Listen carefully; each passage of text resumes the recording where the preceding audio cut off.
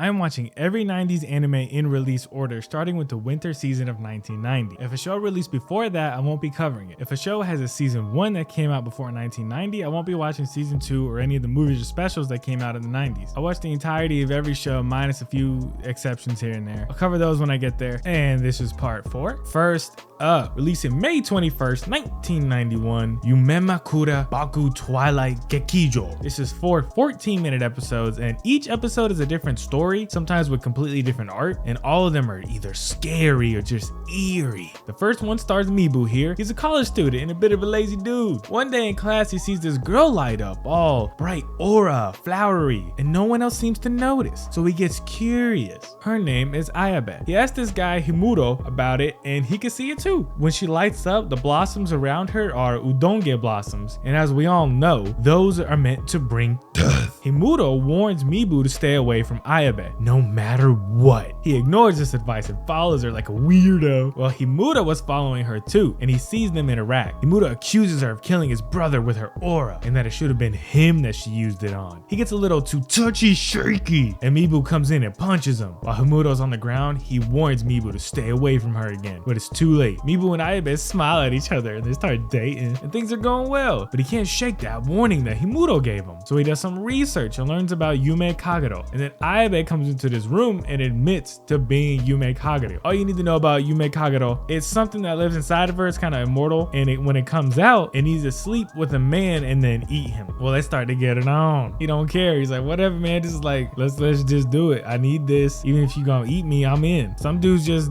down bad like that. While they're doing that, Himuro runs in and pulls off the greatest cock block I've ever seen in my life. He gets in the room, pushes Mibu out of the way, then grabs Ayabe and jumps out the window, killing them both. But it's too late. Mibu turns into an old man and I think he dies. That one ends. Episode 2. Shimada here is in love with his girlfriend Sayori, and he's gonna give her some flowers for Christmas when this jerk steps on them. Shimada gets mad, but then the dude starts beating him up. Well, this stranger tells the dude to stop, claps his hand, and then the guy stops. What? Sayori shows up and her and Shimada thank the man, and the man asks for a favor, and they say sure. They go to his place. He tells them that he needs something called pemu. They say cool, yeah, what's pemu? He goes, oh great, ignores their question. Ah, great, so glad you wanted to help, because now we're not in a normal place, we're in a red dimension. And he tells them that pemu is crystallized rabu. Bye, see you guys, and he magics away. So now they're stuck here and miserable for a while. They don't know what's going on. Then there's a knock at the door. The dude's back. He says, hey, yo, I found some pemu, so y'all are good, the favor's off. And Sayori's like, cool. She opens the door and gets snatched up because it was a trick. There's a little trick by this snake demon, and it says, show yourself, Mikael, or I'll eat this girl. And Shimada tries to save her, and he gets out there and he starts to shine bright, and so does Sayori. And then this angel, Mikael, shows up and tells Lucifer, the snake thing is Lucifer now, that he can't have Sayori since she is now covered in rabu. He gets the two of them back inside and takes the rabu off of her and turns it into pemu and tells them that he is the angel Michael, and he's the same person that asked for the favor, and he needed pemu to get back to heaven because God is real. And then he does that, he leaves, and then Shimada opens the window and they're back in Japan. Would you look at that? A fucking Christmas miracle. Episode 3. This dude's climbing a mountain. He climbs and is all whisper serious, like, the coffee is bitter on my tongue, the cold hurts my skin, but the smells make me feel alive. He came out here to die. He's in a bunch of debt and his life sucks. And this way he gets one last trip out to the mountains he loves, and he gets to leave some life insurance behind for his wife. And this dude shows up who's a chatterbox, man, talking about being, oh, I'm just so old. I remember when I could climb any mountain. Now my soul's all tired. He won't shut up. And our guy starts getting annoyed by the old man. He just wants to spend one last peaceful night. Well, the old man brings out this bottle that's got some kind of spirit in it. See, he captured the spirit of a different mountain, and he's here to capture the spirit of this mountain. Do you want to see how? Then he takes out another bottle and he gets real close and puts our guy in there. You see, our guy died 2 years ago and was the spirit of the mountain this whole time. That's where that one ends. Episode 4. We got a down on his luck artist. Dude's unhappy with his life, man. He gets turt one night and ends up at Enkido, an antique shop. Except these antiques are all items from his past. Enkido's a shop where everyone comes here once in their life and gets the chance to buy back anything they may have lost in their life, which is such a cool concept. Whenever he picks something up, he starts to reminisce. Old lovers, old toys, a kite. He cries. He wants to go back to the time in his life when he painted these pictures, when he was happy. The shop owner says that he can't take him back in time.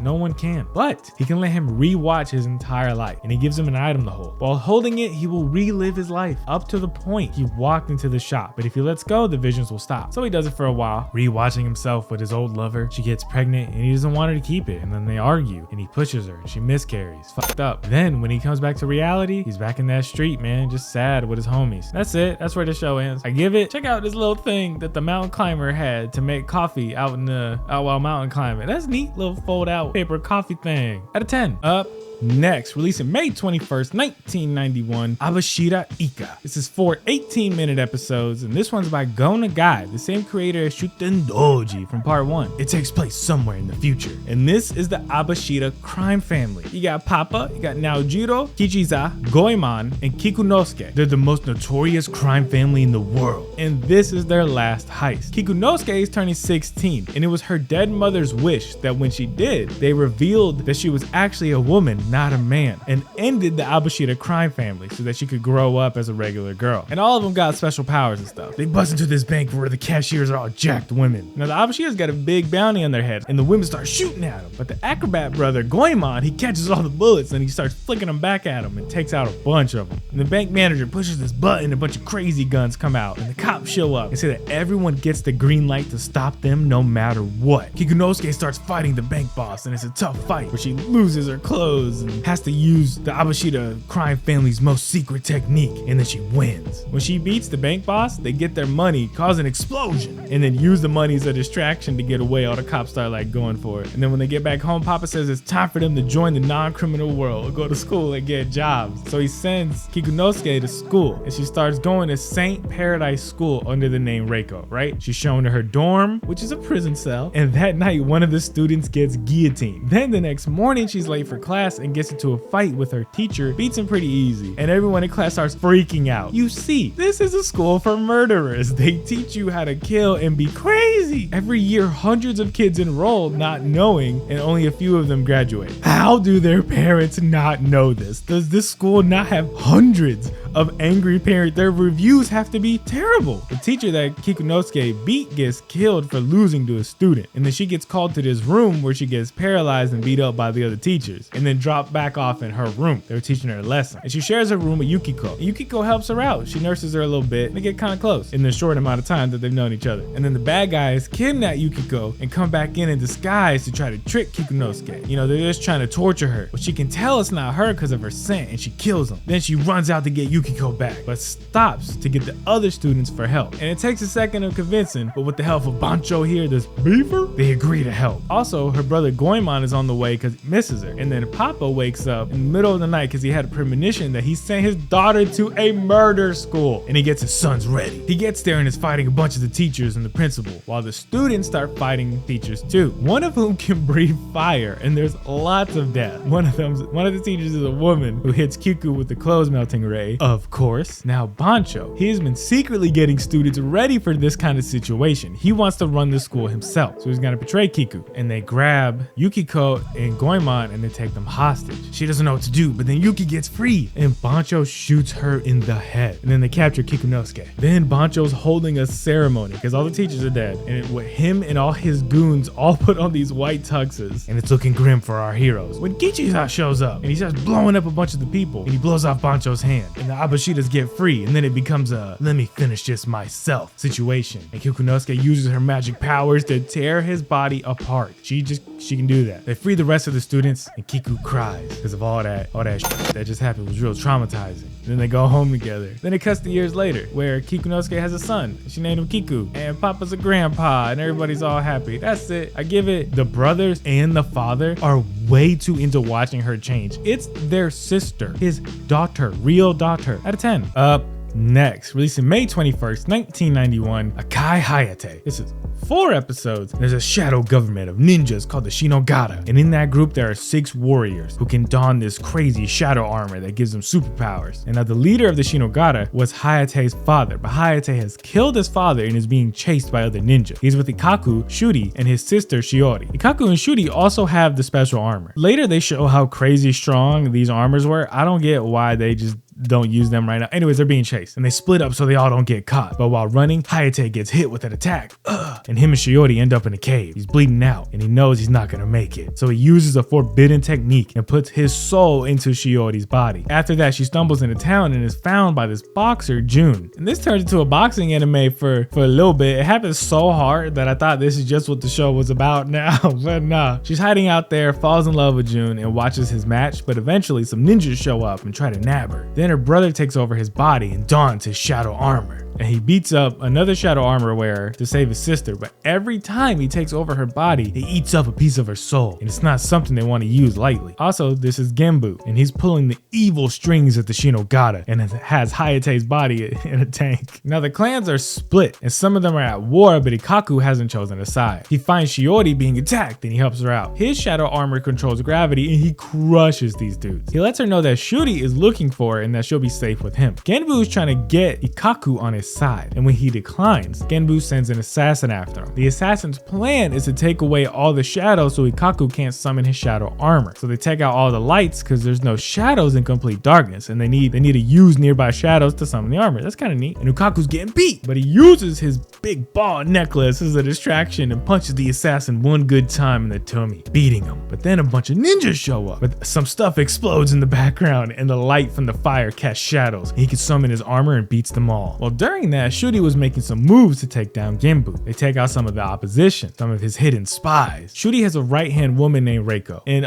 it becomes a bit of a political maneuvering for about 10 minutes where Genbu comes out on top. And this forces Shuri's hand. He has to lead a secret charge on the enemy fortress by submarine, but Genbu's too many steps ahead. Genbu got a hold of Reiko and put a bomb in her. She explodes and the submarine goes down. Then Miyabi, one of the other 6 shadow armor wearers, fights Shuri. It's a good fight, but eventually Miyabi gets the upper hand. But some damage he caused makes an explosion underwater and they're separated. Shuri passes out and washes up on shore. Now Genbu invites Ikkaku to a meeting. Ikkaku tells Shiori to stay behind, but she don't listen. At the meeting, Genbu declares that this other guy was behind the leader's assassination and tells everyone that he thinks Ikkaku should be their next leader. But Ikkaku knows this is just a ploy to get him on Genbu's side and he's gonna kill him. But Miyabi comes in and they start fighting. Genbu goes to Hayate's body and he can control it now. Hayate in Shiori's body shows up and puts on his shadow armor. But since it belongs to his real body, the body steals it and Genbu has it now. And we learn that Genbu took over Hayate's mind at the start of the show and made him kill his own father. Damn. While Miyabi and Ikkaku are fighting, Shuri shows up, grabs her, blowing himself up to take her out with him. The attack he does is supposed to destroy shadow armor, so it hurts Hayate's armor, and it gives Hayate and Shiori's body an opportunity to attack Genbu and defeat him. And the castle crumbles, and our heroes get out off screen. The Shinogata are no more. Ikkaku and Shuri meet on this mountainside, and it ends. This is alright.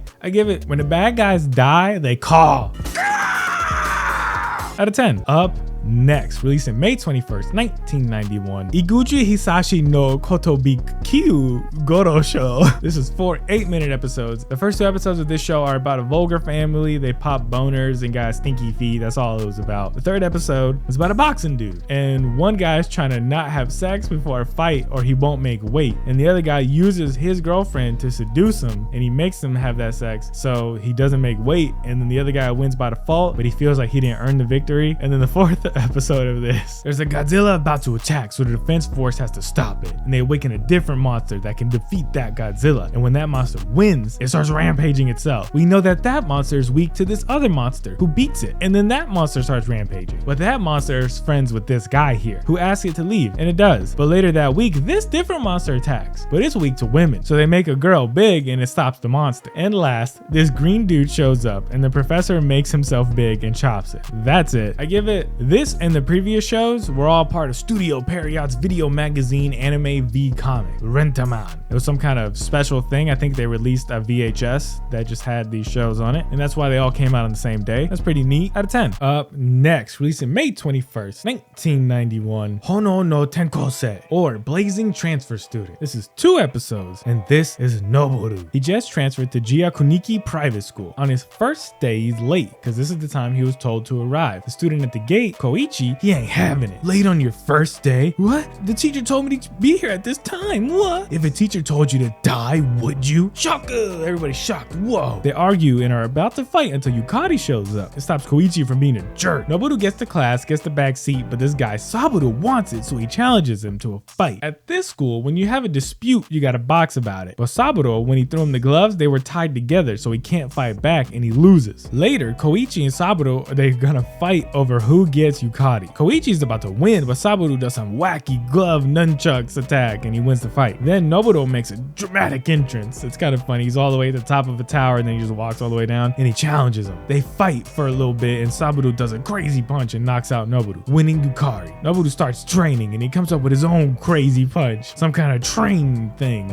He punches with the intent of a train behind it, and they fight again. And he gets beat up for most of it, minutes of him just getting knocked down over and over again. But he always gets back up. Then he goes for his train punch, misses, but this time he bounces off the corner and uses it to leap forward and knocks out Saburo. He wins and Yukari kisses him. Just goes to show that no matter how many times you get knocked down, you can win the girl if you fight another guy. I give it, whenever someone lost in the ring, you knew it was officially over because the hawks of defeat would land on their body. Just fly down and get on there. Out of 10. Up next, releasing May 22nd, 1991, Koha Ginjiro. This is 3 45-minute episodes. I can only find 2. And each episode is like several stories contained instead of a long overarching story. And this is Ginjiro. He has no parents and his brother died recently, so he takes care of his baby nephew. He's also the big tough boss at his school, beating people up from other schools and getting people out of trouble. But he doesn't like women's. Ozawa's a new transfer student and a woman's. She tries to be his friend and slowly gets her way in there. One day, the baby's mother shows up. She was his brother's girlfriend, but her father made them break up. And then her brother went out driving and died because he was sad while driving. Her and her dad show up trying to get the baby, but Genjiro's like, nah, I'ma raise him. One day the baby gets sick and the mama shows up to run and get him to a doctor. Then Genjiro decides that the baby should live with his mom. So he takes him to their house and ties it to a fucking tree and runs away. Dude, just knock on the door. What if they didn't check for hours? That's insane. Ozawa and Ginjiro start dating and she's at his place. She basically moves in. They are young. Then this new kid shows up at school and he's the son of a gangster. And they get into it. Gin ends up beating him up at his own house. Then his gangster dad says, yo, become friends with that kid. He'll be a good comrade. And then one day that kid gets jumped, but Ginjiro comes up and the homies help him out and they become friends for life. They get a teacher at school that starts hitting kids for breaking the rules, which is not okay, but he beats up street thugs who are harassing women. So he's not a terrible guy. He just thinks that kids should be hit. Ginjiro starts liking him because he reminds him of his brother, and it seems like the teacher's just trying to do the right thing. Then him and Ginjiro go out drinking. One day a kid cheats on the test and the teacher punches him, and then that kid and some of the other kids start asking Jin to beat up the teacher. So they meet at 3 in the playground and fight it out, which is fucking insane. The principal and the other teachers have been telling him the whole time, stop hitting kids. You're going to get fired. So they go out there. The teacher wins because he's a grown man, knows he's going to get fired for this one, so he quits. Then he says,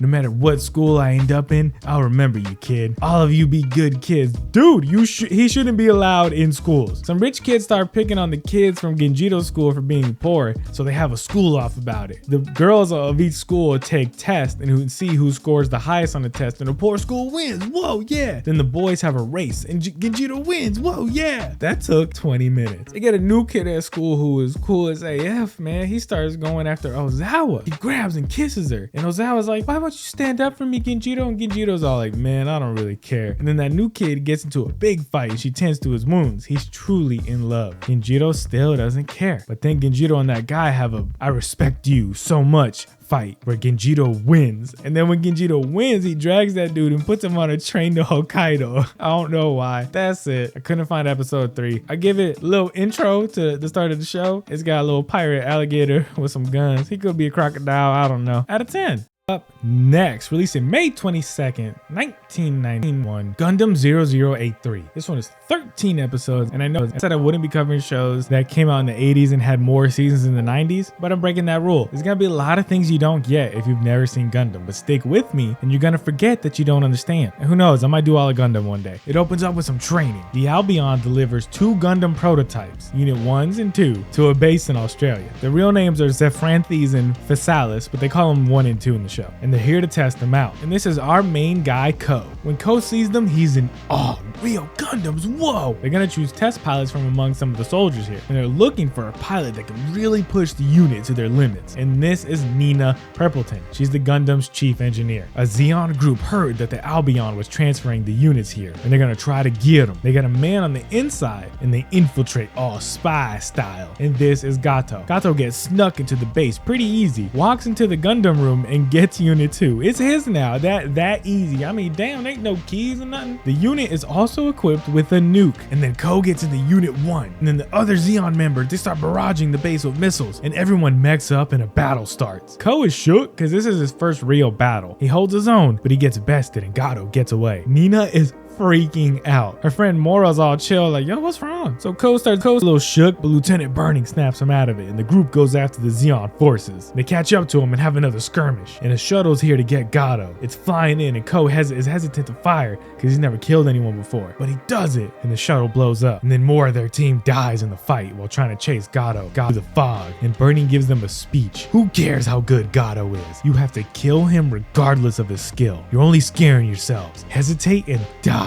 That's a good speech. And they run into the enemies in the fog. He's in front of an enemy unit, and he cuts this bazooka, and the guy goes to throw it at him, and he just swipes it away. Yeah, that scene was sick. And he fights Gato one more time, does some damage, but Gato runs away on a sub shuttle. Ko's friend Keith and Lieutenant Burning live, but Burning is injured. Ko stands in the sun, angry at his defeat. They put Burning in charge of getting Unit 2 and the nuke back from Gato, and he gets a little crew, including Ko and Keith. Ko's friend Alan, he died, and he goes to his room to grab some stuff, and he gets emotional over his dead homie, the hardships of war. One of the more senior pilots, Monsha, he doesn't think Ko is good, and they have a practice match about it, and Ko wins, but both of them get in trouble, and they end up sticking with Ko as the main pilot of Unit 1. The Albion's out looking for Gato in Africa. The spy from episode 1 is found out, and he goes to warn the Zeons about the Albion, because there's a Zeon base near here, but he gets shot down by Zeon forces. Albion finds a Zeon base, and a fight breaks out. The enemy's just trying to hold out until Gato can take off in a rocket to space. The enemy leader tries to take out the Albion control room, and he gets close, but Ko shoots him out the earth. After Gato gets away, the enemy base surrenders. They do a good job of showing how the Zeons are people too in this. They got feelings, man. They get sad when their homies die. Gato gets to a Zeon base where he's lauded for his achievements, and Nina and Ko start having a little romance. The Albion gets close to a Zeon ship, and they gotta fight Shima, an evil woman, and the Dela's fleet comes over the channels and talks trash while that fight's happening. They're all, the Federation made a nuke and new Gundams, proving that they don't want peace. It's a clear violation of the treaty. They lose the space fight against the Zeon forces. Unit 1 isn't good in space, and Nina tries to tell that to Ko, but he don't want to listen, and he gets beat up by Shima. Ko almost dies, but he gets saved by Burning, who had to bust his cast open just to get into a mech. Ko gets Unit 1 back in the Albion, but it's jacked up, and Zeon declares war on the Federation. The Albion goes to a moon city to get some repairs done, and get Unit 1 equipped with a better space combat unit, the full Vernian. Ko gets upset and starts wandering around the moon city where some dudes beat him up. He gets picked up by Kelly here, who takes him to a scrapyard and helps him heal his wounds. Kelly is a Zeon pilot, and he's fixing up this mech, the Valvado, and Ko helps him out, knowing that they are destined to meet on the battlefield. Then Ko goes back to the ship and practices with the new Unit 1 upgrades. Keith starts going out with Mora, which is cool. Zeon pays Kelly for the Valvado, but tell him he's not gonna pilot it because of the one arm thing, and he says, "F that," takes off in it and starts killing fools. The Albion sends out Ko, and they fight it out. Kelly shoots a beam and it melts Ko's shield, and that got me thinking. That shield is huge because Gundams are big, right? They get melted all the time. That has to cost so much money. Ko doesn't want to fight Kelly. Stop this, Kelly. Nina gets out there to tell Kelly to stop, and Kelly knows who she is. What's going on there? She gets hurt in the fight, and Ko gets all fired up. Not my girl, no. So he rushes at the Valvado and gets caught by its clampy thing, but ejects his bottom half and kills Kelly. Damn. Ko grabs Nina and tells her that he wants her with him always. Then they forget they're in space, take off their helmets, kiss, and die. No, that last part doesn't happen. He does kind of confess, but nothing happens after that. They're still in the awkward flirting stage. Hey, look at this. Ko and Nina got a little handshake. That's cool. The Albion shows up where a Federation ship is meeting with the Zeon ship. They're doing a shady deal. So that Federation ship is like, ooh, we just kind of got caught. Let's attack the Zeon ship and make it look like we weren't just doing what we was doing. So a fight breaks out. And during the fight, Burning sees a briefcase in space and he goes out to get it. Also during the fight, his mech gets shot and the enemy retreats. Burning, Keith, and Ko are all heading back to the Albion. Burning's reading the document and it reveals Gato's plan. And he's shocked and he's about to say it. But where his mech was shot earlier is causing problems. It malfunctions. It makes him fly off in space and it explodes. Burning is dead. Damn, man, Burning was cool. The group mourns him and they go off to Kanpei Island, which is a space base that they call an island. The Federation is there and they're having a big meeting. The naval review. A bunch of the army's just there, just doing stuff. Ko and Keith have been having to fight a bunch of enemies in the area and they are tired. Well, while the Federation's having this meeting, Gato and Zeon attack. And it's a huge battle. Ko spots Gato and he starts chasing him. And Gato's not trying to fight him. See, he's trying to get behind enemy lines. And he does. He gets back there and fires the nuke right at the heart of the Federation fleet, putting 2/3 of the fleet out of commission. Mission success. Gato's gonna head back to his ship when Ko shows up. And they have a close fight. Yo, Ko makes sure that Gato's on the right radio frequency so they can talk while they're fighting. I've never seen that before in any show. They can always just magically hear each other no matter what the situation is. I love that attention to detail. They both have to eject at the end of the fight. And then Gato gets really close to Ko and says that he'll never forget his name. And then Gato goes over to his men and then Ko gets saved by Keith. And then Unit 1 and 2 blow up. Nina's all shook by all the fighting. Why must we fight each other? Ko goes to cheer her up and they kiss. There are these colonies in space and they've got these big wing things on them that they call mirrors. And the Zeon forces knock a couple mirrors off of these colonies and that will make them collide into each other. And then that will put them on a trajectory to crash land on Luna. Also, the Albion goes to get a third secret Gundam. Unit 3, the Defrobium Stalin. So they go to get that unit and after a lot of drama, getting told their mission is changed and they can't get Unit 3, the Albion gets Unit 3 and they take off. We learn that Nina and Gato used to be lovers. Shaku! Gato also gets a new unit and he tests it out, destroying a bunch of Federation ships. Then Zeon uses some lunar lasers to change the colony's trajectory again. Now it's not gonna land on Luna, it's going for Earth. And the crew only has 38 hours to catch up to it and stop it. Time starts moving pretty fast here. Ko catches up to Gato and he's in Unit 3 and my lord. The unit itself is a speck in the middle of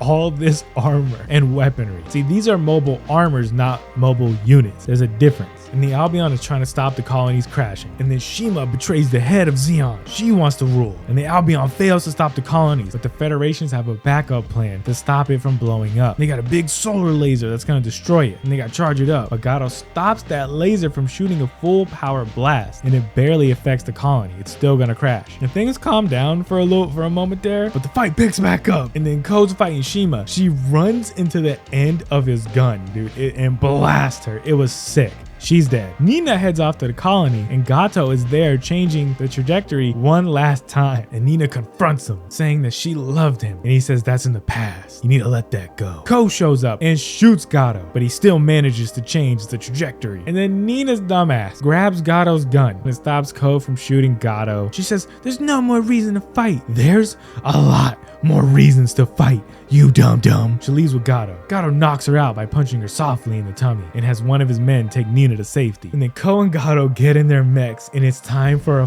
final fight. They use all their big weapon attacks, bam, bam, and Ko's losing when the space laser fires again at the colony and forces from both sides got caught up in the blast. Ko gets knocked out, and when Ko comes to, Gato is blasted elsewhere where he leads a charge against the enemy and he dies since he was heavily outnumbered. Weeks later, all data from the project was erased. Ko was sentenced to 1 year hard labor, but that gets dropped, and the Federation announces the creation of the Titans. New mechs or maybe a new military group, I'm not sure, it doesn't specify. And then Ko reunites with Keith, Mora, and Nina. The colony ended up crashing on the North American granary, hurting the Federation's main food supply. That's it. This was pretty cool. Gundams are always cool to me. I give it the grunts that played while Gato and Ko were fighting. It was so intense in the fight, but you cut over to the crew and this is what it sounded like. Yo, and if they can't see the fights, that's just like silly. You're like listening to two out of 10. Up, Next, releasing June 1st, 1991, Slow Step. This is 5 40-minute episodes. That's like 3.5 hours, y'all. This is a little high school romance, and we got the regulars. Creepy teacher that shouldn't be saying things he says to high school girls. Mean girls. Stoic main girl. Childhood best friend who loves the main girl. And the new quiet cool guy who also loves the main girl. The show opens up with our main girl, Nakazato, and she sees a car do a hit and run. Later, Karamatsu here, he confesses to her in the elevator. And this is the first time they've ever met. And he doesn't really care about her answer, he just leaves. Then she goes to school and we see her bestie, Akiba. Akiba's a boxer and he has really good defense, but he isn't motivated to box at all. He loves her though. Naka is also on the softball team. And then we meet the coach that hits on her, Yamazakura. And he be smoking at softball practice, man. Shit was different in 1991. After school, she goes home and she sees that car that did a hit and run at a restaurant. And then she goes inside to snitch to the cops. Well, the drivers overhear her snitching and follow her home. They gonna make her have an accident up on the roof. But Kato shows up and saves her because he's a great boxer. He got good punches. Yamazakura used to be a boxer, so they ask him to help out with the boxing club. And when he says no, they tell him that he can't coach softball anymore. So he thinks, oh, then I can't check out the girls anymore. So he takes the job. He's a freak. Dude has a little daughter, man. He says he's gonna get Nakazato a year after she graduates. So in 3 years. That's right. He's planning to marry a high school girl. Ayako, when a mean girl, she starts watching Yamazakura and starts having some feelings for him. She watches his house at night. One day, Karamatsu passes out in front of their building and Naka nurses him back to health. Karamatsu confesses a lot to random girls because he doesn't understand love, but he wants to try it out because he's leaving to America after he graduates and he wants to see what it's like before he leaves. Ayako makes Yamazakura some food the next day after watching his house that night. And he's like, well, you can't do it every day. I'm your teacher. So just once a month. Oh, now you can't do inappropriate things. He notices that she likes him. So he tells her that if she can hit a pitch from Naka, they can go on a date. But if she doesn't, she's got to join the team. Now it's Nakazato, the high school girl he's trying to groom, against Ayako, the high school girl that wants to sleep with him. And she loses the bet and joins the team. Naka notices the guy that she was going to snitch on, the hit and run about, outside of her building. So she wears a disguise to get past them every day. She don't want to get vanished. Yamazakura sets up a softball match with another school. If they lose by 5 points, he loses the bet with another teacher. Ayako doesn't care about this, so she doesn't show up. But she says she'll do it if the teacher agrees to go on a date with her once a month if they win the game. And he agrees to it. Well, she brings the game back and they win. So then the boxing coach comes up to Naka and he asks her to sign a contract to kiss Akiba if he wins a boxing match against Karamatsu. It's the only thing that will motivate him, and she agrees. And Akiba starts training crazy hard and she sees this and she's like, I don't know if I really want to kiss him. Well, stay with me. Kato, he saw her dressed up in her disguise and he fell in love with that version of her. She tells him her name is Maria when she's wearing it, and he asks Naka to tell Maria that he wants to see her because Naka's like, yeah, I know Maria, I can get that message to her. As Naka, she tells him that if he can beat Akiba in the match, then Maria will go on a date with him. So now they're both fired up and they have the match, and Akiba puts up a good fight, but he loses. He gets a kiss on the cheek though. So she goes on a date with Kato as Maria and explains that she has to take care of her family because of reasons and that she can't go out much. Kato says, I'll take care of you because I'll be the world champion of boxing. What a simp. This is their first full conversation. Well, guess what? She plans a movie date with Akiba as Naka and is going to this same movie with Kato as Maria. How can she be two people when she's only one person? She does the bathroom switcheroo and she dates them both. I'm gonna let you guys in on a little secret. I have always wanted to do that. The classic sitcom switcheroo, man, it seems so hectic and fun. I think I can do it. I think I can pull it off. Later, Yamazakura tells his small daughter that he's gonna leave her alone for about a week while he takes the softball team on a training camp. That's insane. They go to the camp and thank the Lord that small child snuck her way in. Cause you can't leave that girl alone for a week. She's just a baby. Kato goes to the camp too and confesses strong to Maria. Tells her that she should come to America with him when she graduates. She says he's moving fast. Yeah, homie's moving at light speed. Yo, and she stayed dating them both, which I don't get. She barely seems to like Akiba. She at least blushes with Kato. I don't know. She weird. Girls are weird. And icky. She gets caught changing by the coach's daughter from Maria to Naka, so the coach's daughter starts extorting her for snacks. Turns out his daughter Chika is actually his niece. His sister died 2 years ago and he took her daughter in. Still don't mean you could treat her like that. Just leave her alone for a week. Naka comes over and cooks, and then the teacher drives her home, and Ayako sees that. Oh, big drama. The next day at practice, Ayako throws a ball and hits Nakazato in the tummy. Well, Naka throws one back at her face. Yo, it's getting dramatic. Nato starts to notice that Maria is Naka, so he comes up with a plan to see if he's right. Naka starts to think that he knows that she's both people, so she worries about it all day, and then that night she has a nightmare where he knows and punches her in the face. I mean, domestic violence ain't funny, but it's funny that come on. Nato goes on a date with Maria, then calls Naka's home, but luckily her mom answers and pretends to be her, and he falls for it. Problem solved. Unless Akiba helps Chika out with some groceries, and she accidentally tells him that Naka and Maria are the same person. So he gets fired up because he's seen Maria and Nato together and just thought, yo, good for him, he got a girlfriend. But now that he knows it's Naka, he starts training crazy hard. Then Lil Sis tells Nato too. She says it's only fair. And then Naka, she's burning her wig and glasses by the river. She's done being Maria, and the boys meet her there and they're gonna fight, but she says please don't. Nato says he loves her and doesn't care that she lied. Akiba says he's always loved her. They enter the same boxing tournament and they're gonna meet in the finals. Yeah. Ayaka and Naka talk a little bit. Naka tells her that she doesn't know which one she has more feelings for, and the boys decide on their own without telling her if Nato knocks out Akiba, Akiba will give up on Naka, but if it ends any other way, Nato gives up. I hope you keep track with all these names. They both make it to the finals of the tournament and the match is close. Akiba gets knocked down a few times, but he gets hit real hard, drops his mouth guard, and then Nato slips on it. And then while Akiba's falling, he knocks Nato out and wins. After the fight, they're talking about the contract when Naka walks in and gets mad that they were both holding her as a prize and rips the contract up and storms out. Then she goes to talk to Ayaka. Ayaka gives her a cig and Naka blasts that dart. I would agree with her being upset, but they weren't saying the winner gets her like in that previous show. They were saying that the loser had to give up on her, which is nicer because it's still giving her the option. She doesn't have to pick the winner. She can pick whoever she wants. She gets stressed out by all this and skips school for a few days, and then Yamazakura goes to visit her, and then Ayaka gets jelly, and to deal with this stress, she buys a beer from a vending machine in an alleyway. 1991 was wild. She goes back to school, she forgives the boys, and they chill at Moon Bar. She hangs out with both of them and says she don't know who she likes, but they're all friends, and yeah, man, the boys start getting along. It's nice. The teacher goes on a date with Ayaka. He owes her one because of the bet. She buys them a couple beers, and he's like, yo, you shouldn't drink. Yeah, motherfucker. You shouldn't date high school girls. They go to a makeout park and she tells him she loves him. She comes on to him and he says, yo, chill. And she says, I know you love Nakazata.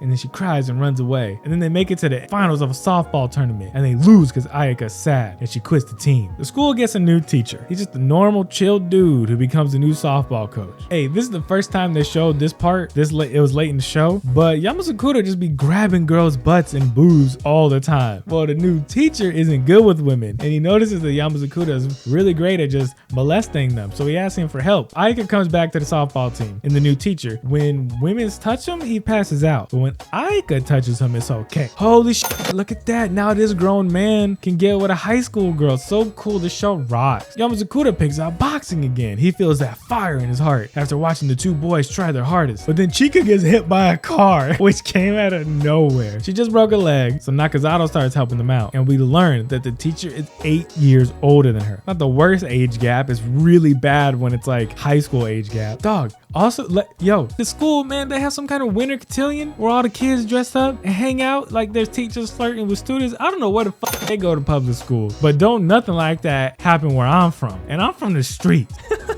When they turn down the lights for couples to kiss, instead of Nato or Akiba, Naka decides to go outside and chill with Yamazakura and Chika. And then the credits roll, and during the credits, it shows everyone in the future, and you know what? Naka gets with Yamazakura. The moral of the story here is if you are a teacher at a high school, groom your way into marriage. That's it. I give it. Remember her seeing that hit and run and them dudes that was trying to get her? Nothing ever really happens with that. Out of 10. Up.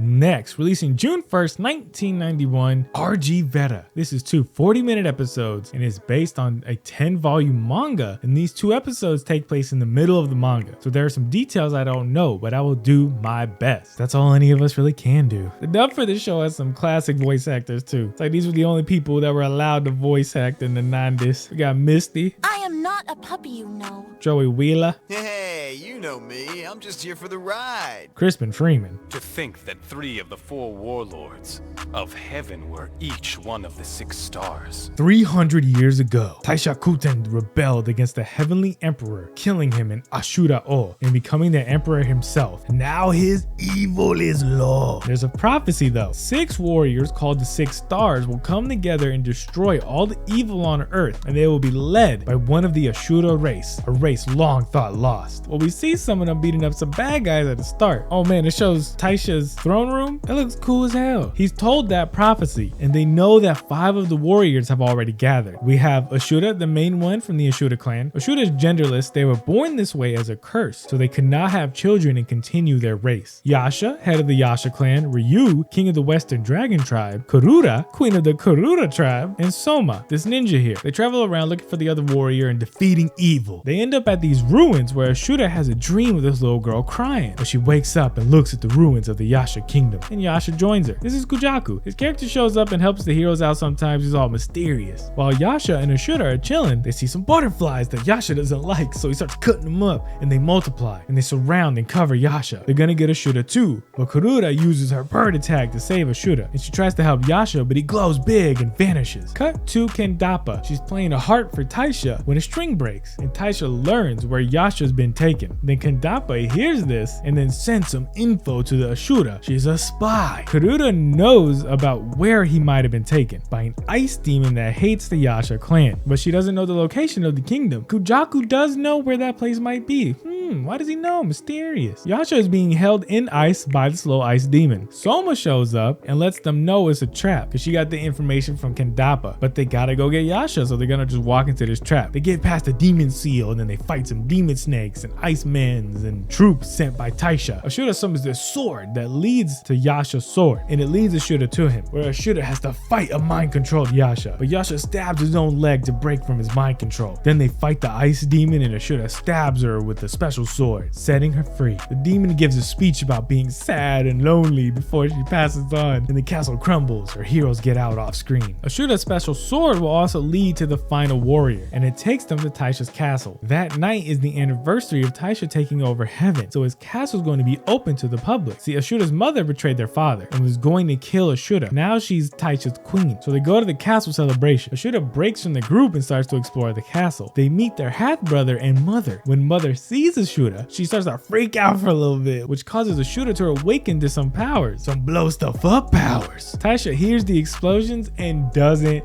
care. He's like, hey, harp player, keep playing that harp. Ashura's all Aang Avatar Fireball until they float over this symbol and the ground lights up. Throughout the whole castle, it sends up a huge beam, and the others start fighting off some guards trying to get to Ashura, who is in floaty godland where they talk to their father. Soma lets them know that Ashura went to Ashura Castle and talks to Papa for a second, who doesn't really say much, but he goes, look, and Yasha's about to get killed by Crispin Freeman. So Ashura comes back to normal land with a big white light, and the group vanishes. They're escaping the castle when Ashura can feel that Kendappa is the final warrior. The group gets away, and then they chill in the wind. That's it. I give it Yasha's neck long as hell. If it wasn't for that choker, dude would look funny. Giraffe long neck, get the top leaf. Out of 10. Up next, releasing June 15th, 1991, Yami no Shihosha Judge. This one is a 45-minute little thing here. It opens up with a man trekking through the jungle all hurt while the music's going bee boo boo bee bop bop.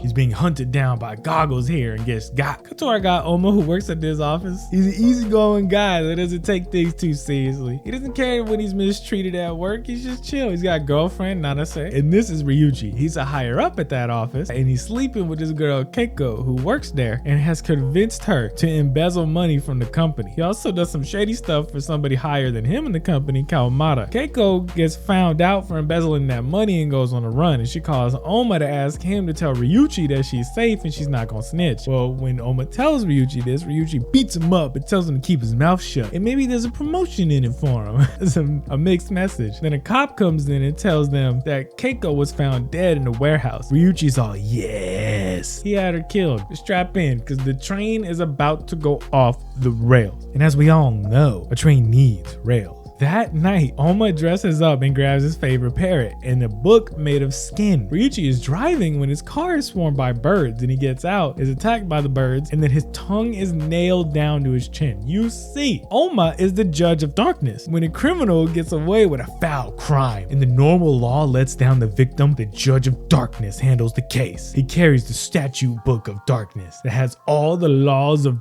darkness in it, and the parrot reads off the law, and Ryuchi is sentenced and sent to hell. By day, he's Oma. By night, he's the judge of darkness. The next morning, they learn that the guy from the start of the show who was being hunted, he was moited, and at the funeral, his son is so sad. Oh, Daddy.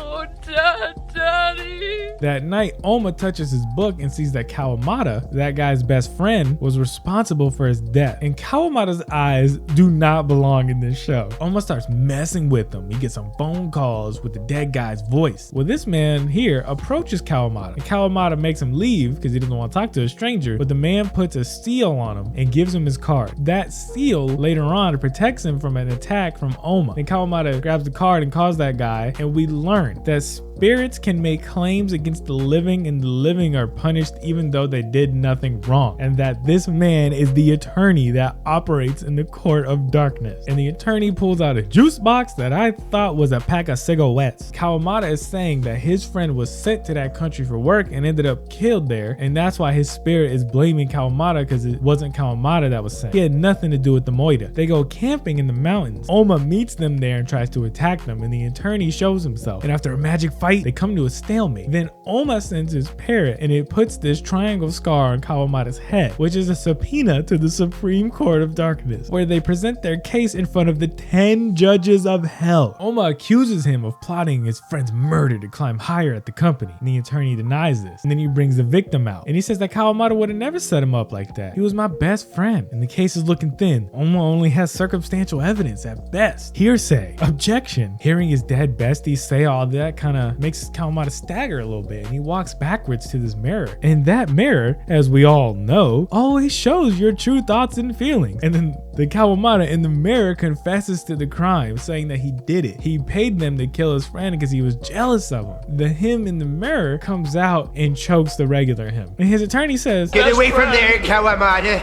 That mirror is dangerous. It reflects your true thoughts and feelings and reveals them to us all." Maybe you should have told him not to go over there first. He don't know how this magic land works. I know all of us knew that, but he don't know. Oma wins the case. After that, he goes out with Nanase, and it ends. This is a neat little concept. I like this show. I give it the parrot mimicking Oma and Nanase's sex. Oh, darling. More, please. Oh, that was so good.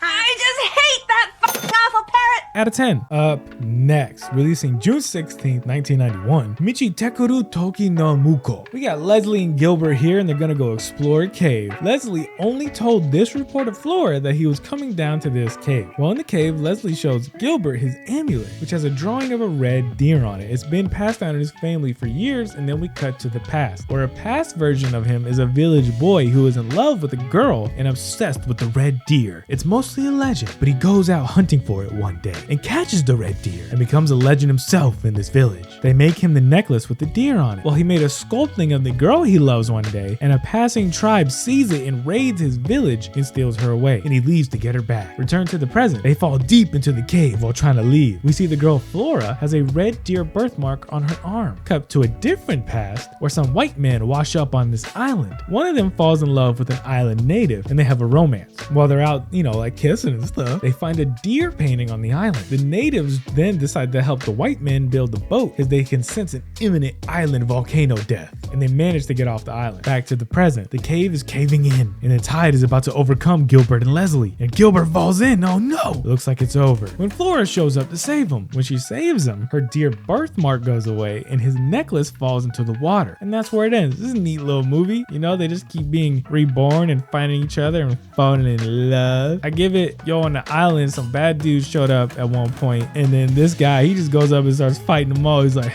trying to just let off some steam. Like, yo, this is fucking crazy. That shit never work in real life. He wouldn't have made it. Out of 10. Up next, releasing June 21st, 1991, Jungle Wars. This is 38 minutes and unsubbed, and it's based on a game for the Game Boy and the Super Famicom. And this is Jungle Boy. He lives in the jungle with these people. We got Jungle Dad, Jungle Crystal Ball Lady. But one day, the Wizard Lady shows up, and some poachers too. And Papa gets kidnapped. And while Jungle Boy's out trying to get him back, he meets Monkey Glasses. And Monkey Glasses starts helping him out because his sister got nabbed too. There's also a wise eagle that helps them out, and they find the baddies. And they get chased by these moles though. But the magic of this crystal ball breaks the spell that these moles were under, and now their minds are free. And then the eagle gives him a whistle. Jungle Boy and Monkey Glasses save a zebra from some bad gorillas. They get attacked by a plant and saved by this blonde girl. Jungle Boy is actually his name, by the way. They get attacked again when the blonde girl uses her powers to shine green and shoot lightning that breaks the gorillas from the evil spell. Then they get to Master Roshi's island, and they end up in a cave with a captured mermaid, and they free her. Then they end up having to fight this snake who wearing a cape who almost killed Jungle Boy, but Blonde manages to turn it to ice. Then it thaws and it helps them out because they broke it from a spell. That's where it ends. I give it, there's a real life commercial in the middle where they try to put a VHS into a Game Boy, and that's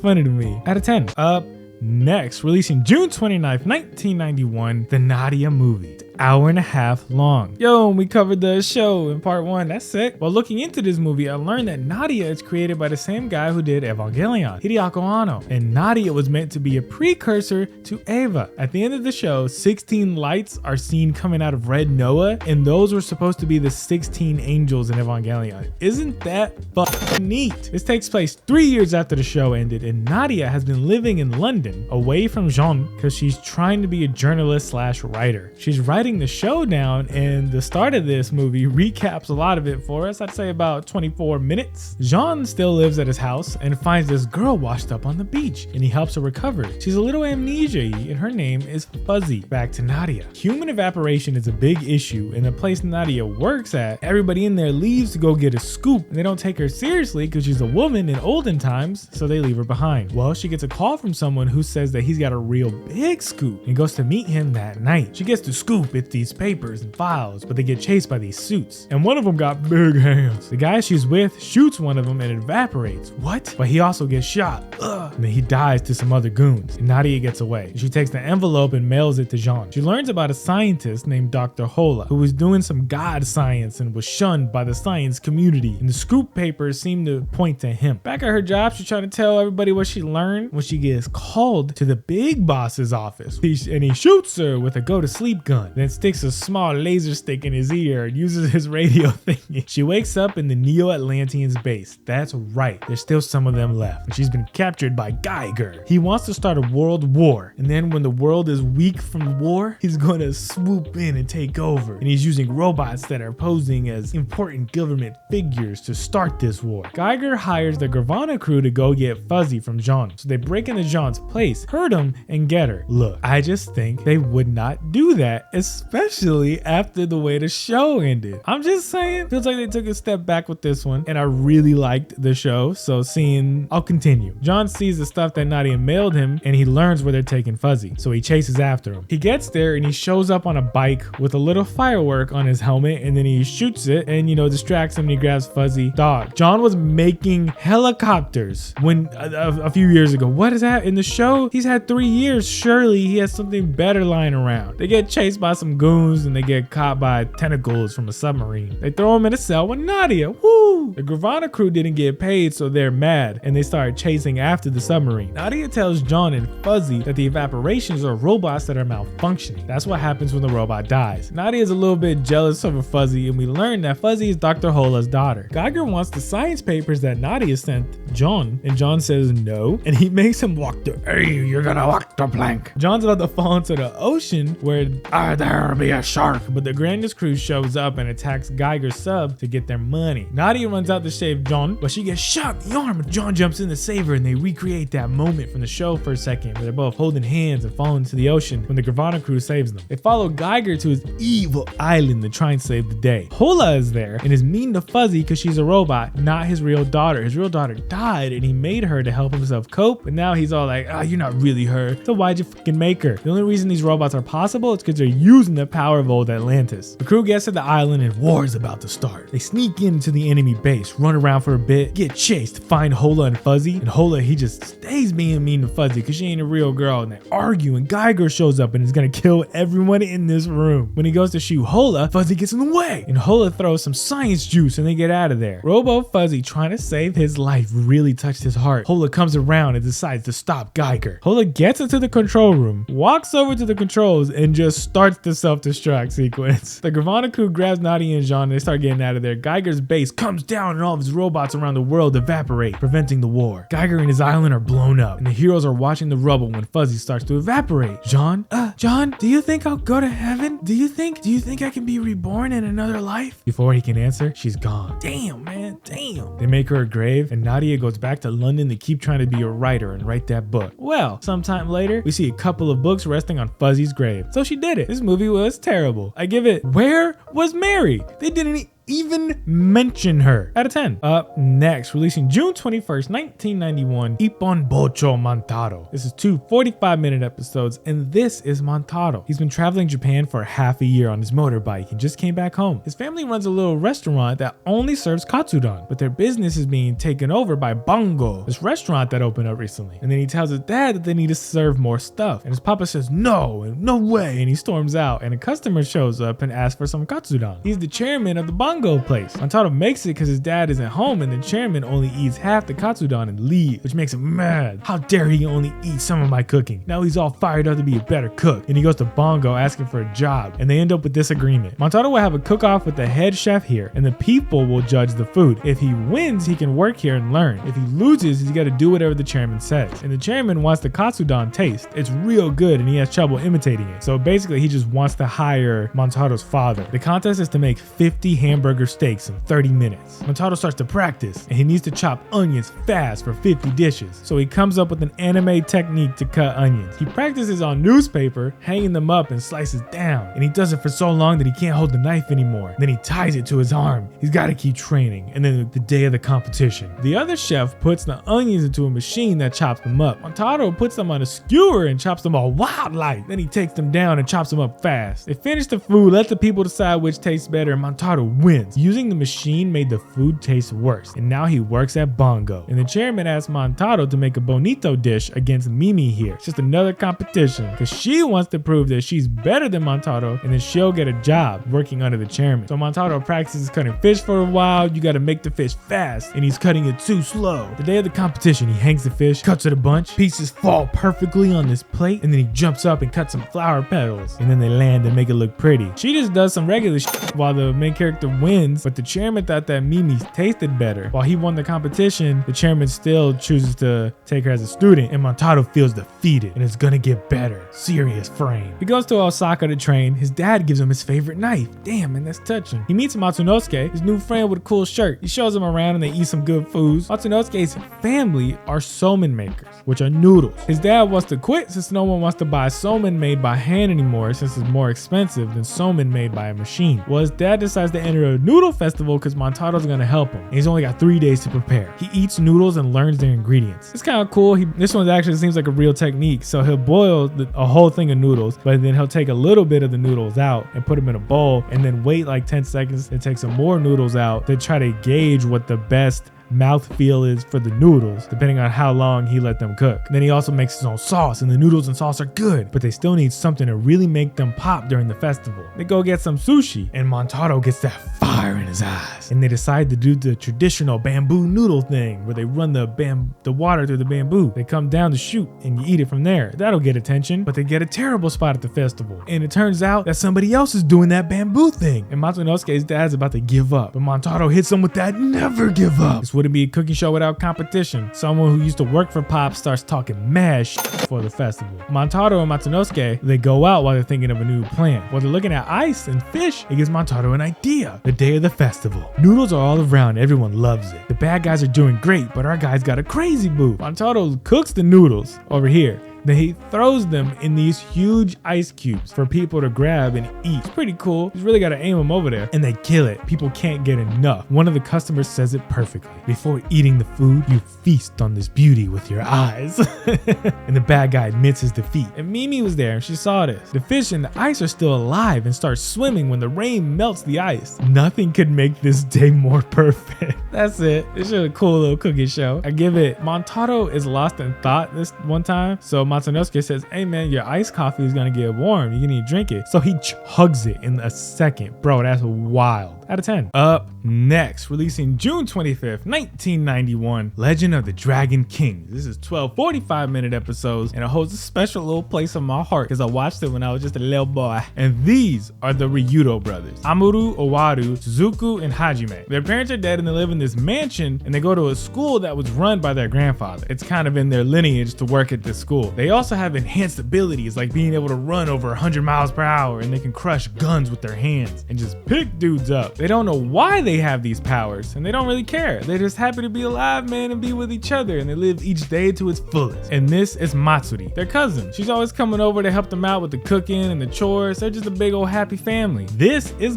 Gozen, and he's evil, and he wants their power, and he does stuff to mess with them and test their powers to see if they're worthy or whatever. And he sends out his goons and they kidnaps Amuro, the youngest of the brothers. Well, our heroes show up and get him back from the evil base, right? And they're in this car, and they're being chased by Gozen's men who are shooting at them, and they get away. They're all smiles.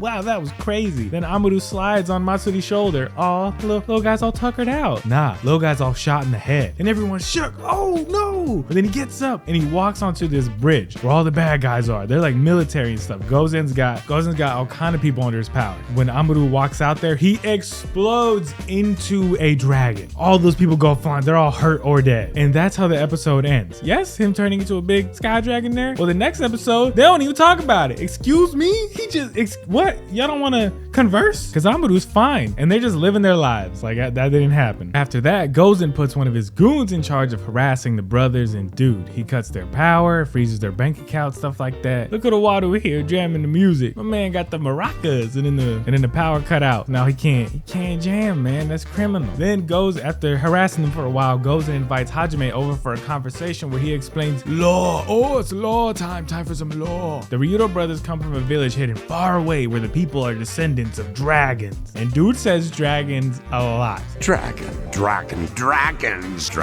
literally dragons.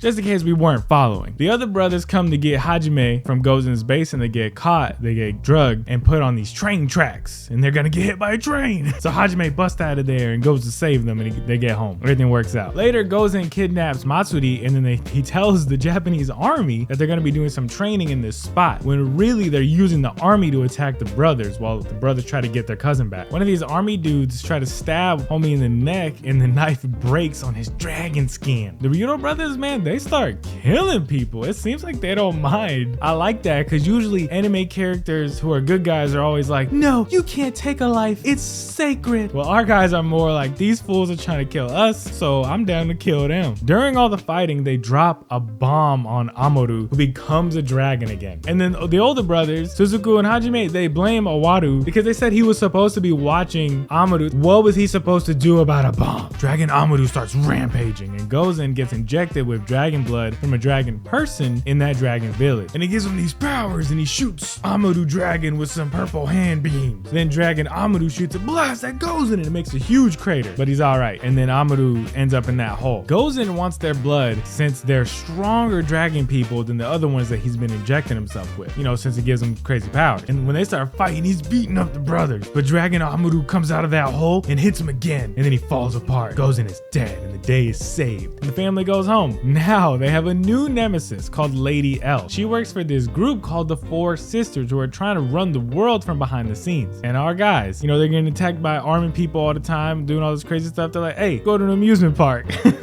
They just chill, man. They know the attacks are gonna come regardless. They're like, bump it, let's just hang out. They're gonna try to kill us no matter what. I think Amuru's traumatized from getting killed twice. So now that they've got this new enemy, they want to test the brothers' powers, just like the previous enemy. So they send people at them while they're at the amusement park. The mascots here are the bad guys, and they point guns at them and say, "There are 80,000 people in this park. They're all innocent bystanders. Yeah, and? If we fire, hundreds of them will be injured. Do you stand being responsible for that?" Now, why should that bother us? What? You're the shameful, sadistic, low-down scum who's endangering 80,000 innocent people. It's certainly not us. Them saying that alone makes this one of my favorite shows. Thank you. You can still be a good guy and not give into every situation like this. Too bad, bozo. Bozo. Then the bad guys start with military tactics again. They got the helicopters coming out and stuff, the tanks, guns, and our guys are so chill. Half of them are sitting down, relaxing, while the others are throwing deaths at helicopters that are trying to kill them. Then Suzuku gets a gun and he's pointing at one of the bad guys, and the bad guy's like, "Don't get cocky with me, kid. We both know you won't shoot." And Suzuku goes to shoot him, but the gun was empty.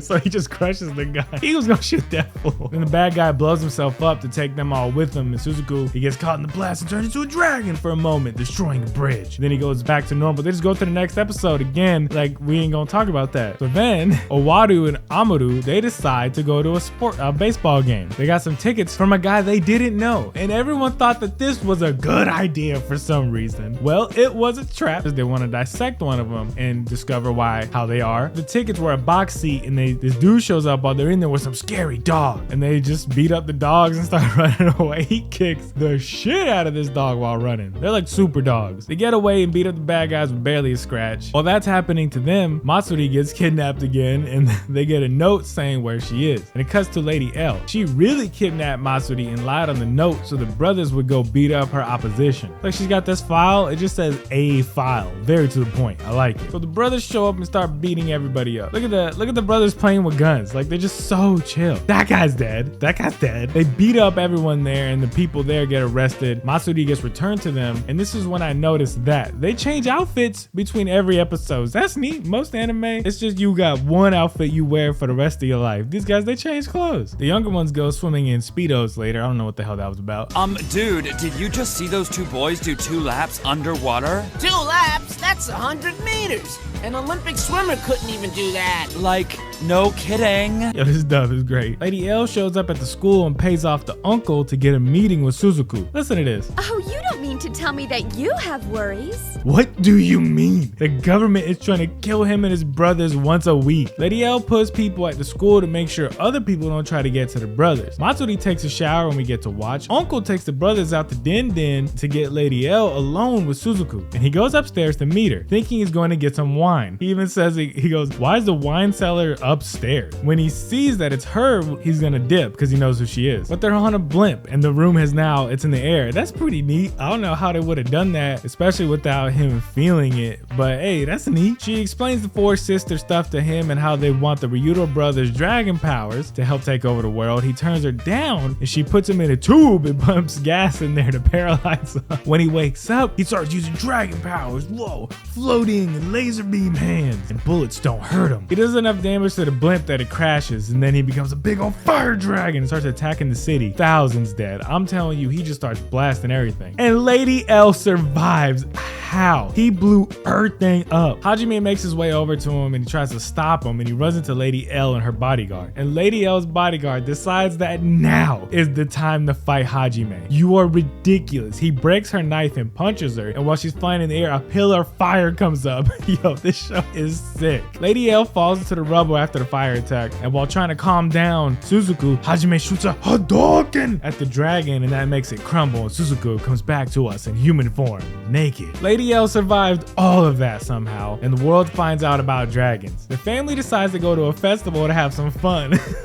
I'm telling you, they're so chill about how crazy everything is. And this masked man is following them. Owadu starts following him back, but he gets away. The masked man is sent by the doctor that wants to dissect them, and it's a trap. Also, the bad guys have robots now, and someone lights their school on fire, and they go check it out. Well, the masked man shows back up, and Owadu starts following him again, and it's a double trap because there's a bunch of them, and they trap him in some goo, and they take him to the doc who has him strapped to a table to dissect them. He gets loose, then makes a break for it. The others are looking for him, and they head to a different bad guy's base where they got to start fighting robots. Look at how this robot goes into a door. Yo, that's neat. It didn't just break it down. It just it got it shimmied on in there. Lady L, she's at where Owadu is, and she helps him get out the window and puts a thingy in his pocket so she can trap him. The other Ryudo brothers beat up the robots with superior tactics, but it releases some gases that make Amadu pass out and give him a weird dream. It shows the past and the brothers all meeting at an orb with an evil dragon in the sky. What's going on there? Go back to reality. Suzuku goes and gets some snacks while they're dealing with all this. You can't fight the shadow government on an empty stomach. And I'm sorry, is that Pisco? And these three old friends finally reunite after so long. Well, Group B gets cornered by tanks and stuff. They sneak out, get caught, then take a tank themselves. Owadu gets caught again, is being frozen, and uses his dragon powers for a second, and lets the brothers know where he is. But he only lets out that short blast, and now he's gonna get dissected. Lady L saves him from that, but now he has to escape from her. That's pretty much 2 episodes of Owadu being caught, escaping, then getting re-caught several times. They can all feel Owadu coming. Owaru.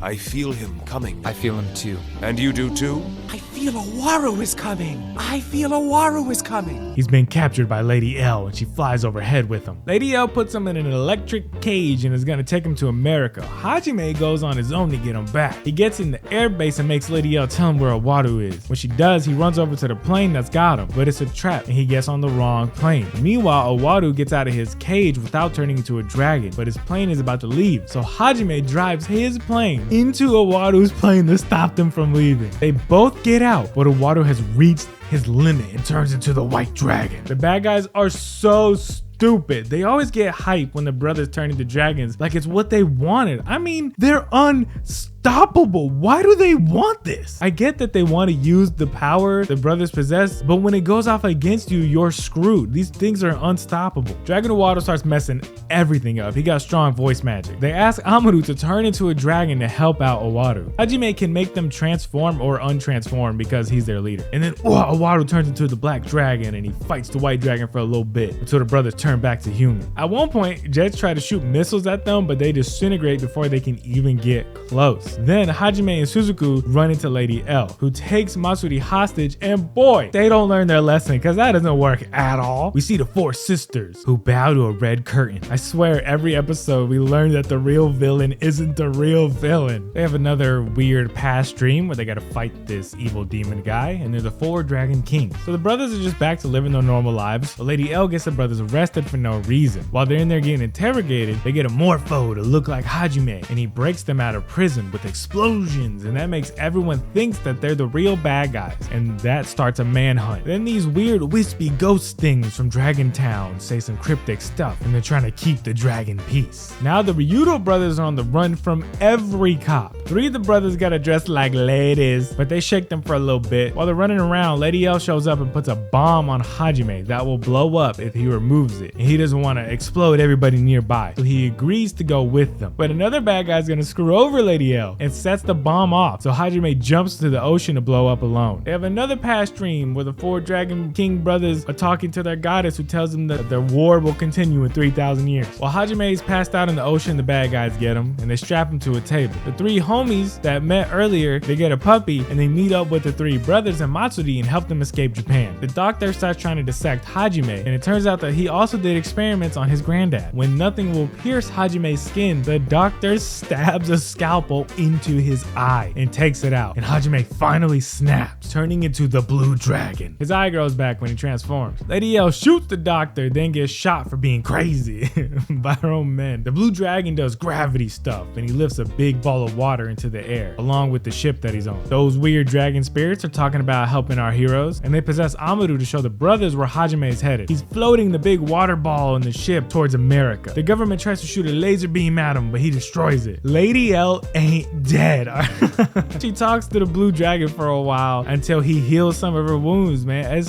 Nothing can kill this girl. She's more indestructible than the damn dragons. Be prepared. Be very prepared. For we are ready to serve, and we humbly await your command. Be prepared! Be very prepared! The brothers head to America to help out Hajime, and it turns out the three homies in a past life were servants to the dragons. They're on a plane and it gets attacked and it's gonna crash, so the brothers jump out and turn into dragons to save everyone. They can control themselves as dragons now. Yo, Hajime is on his way to America, right? And the president says, Air Force One is ready to evacuate you, sir. Where are we supposed to go? This is a dragon. He's the most sane person in this show. The blue dragon starts attacking America. That ship he's been carrying around is a nuclear sub, and he talks trash about mankind with a voice that the whole world can hear, talking about how they're evil, and he brought their weapons of mass destruction back to him because everybody here sucks. Then all the dragons start blowing up weapon bases all around America, and they meet up in New York. And look, they're on the Twin Towers. You couldn't have done that 10 years after this show came out. There's nothing funny about that. A skull face shows up in the sky and they go check it out. They get in this dark cloud and Dan Green. I don't care who you are, but I'll kill you if you harm my brothers. And in there they have visions of this bull man that they fight in the desert. And while they're fighting him, suddenly they're storming a castle against him now. And now they're at sea, and he's sending them through time and making them live through messed up scenes from history. And they start losing the fight to him. And Matsuri cries a single tear that becomes a glowy bird that flies out and breaks the illusion that he's putting on them. Then Hajime 1v1s this guy and is about to kill him when he sets off nukes all around the world. And they're all heading towards this location. Then he turns into this snake thing and gets away. And the Dragon Kings stop all the missiles, all the nukes, and the world is saved. And it turns out this is what the four sisters wanted all along, for the Dragon Kings to disarm all the weapons of mass destruction and bring peace to the world. And the dragon spirits start talking about how things are over now, things are good. And the three homies and Matsuri, they go home. Matsuri, she's also a reincarnation of some goddess. The four brothers are not on Earth anymore, but somewhere in the heavens, it looks like they can see Earth from where they're at. Maybe it's the moon. Amuro wakes up from a dream and starts describing the whole show. So it just turns out that to them it was just a passing dream, and that's where it ends. This show was pretty cool. I give it the sweet shaved ice song. Mr. Penguin makes shaved ice. Sweet, sweet shaved ice. Ooh, the shaved ice. Owaru special jumbo shaved ice.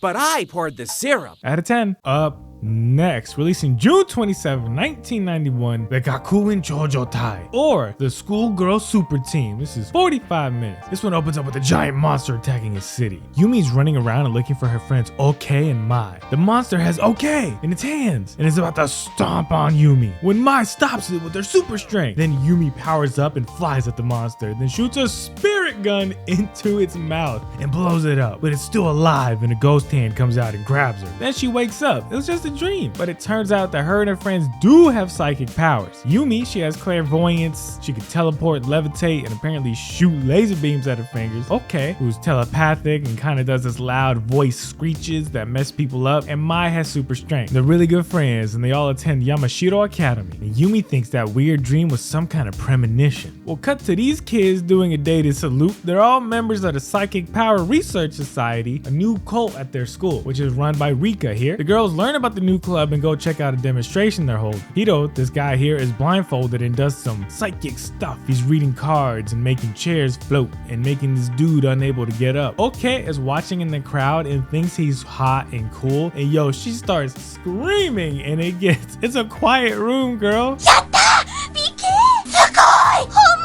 Calm down, read the room. At Lady's restaurant, Maya explains to them that those were all just tricks, not psychic abilities. The psychic club is acting shady, so the girls interrogate some of the members. They want to know what they're really up to, or just really knock the guy out.